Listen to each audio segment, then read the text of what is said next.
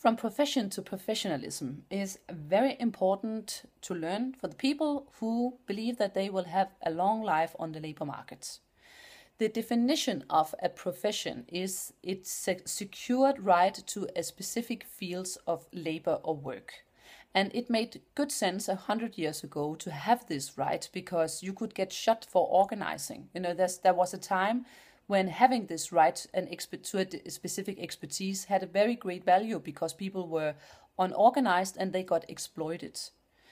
Professionalism is something else. Professionalism is a devotion and dedication to always becoming better at what you do. It is a strive to having an expertise within your own field and an ethical or moral code that's always, what would you say, that it always demands of you to do the best that you can do.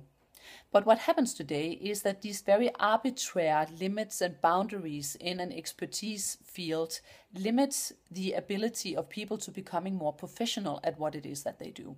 And you could ask yourself, I do not know what your occupation is, but I'm sure that you would agree with me that you expect that a doctor always becomes better through life. You would expect from a school teacher that they acquire new knowledge to become a better and better teacher, that they can learn and relearn and forget the things that are meaningless so that they can always become more professional. In the future, professional people will want to work together with other professional people. They don't want to work together with amateurs.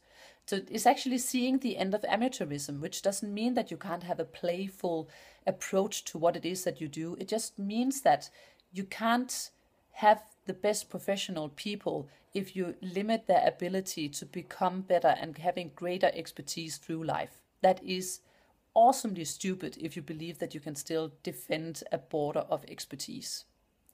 A very good example of that is that I had a phone call from the music organization because they could see the stupidity and the problem that they have these young musicians who want to go out and play to become more professional. But the problem is that when you're young, you can't demand a very high salary. So they had to go out and play under the limits of what the ground salary in the organization was set at. And that is kind of like just the money that the person who owns the restaurant or the cafe or the concert place is able to pay these people. And of course they want to go, even though they're not getting that much money, because that's the only way for them to become more professional. But then they're not allowed to do it because it's under minimum wage.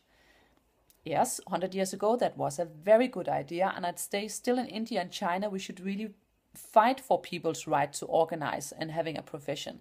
But in our parts of the world, we need to think in different terms.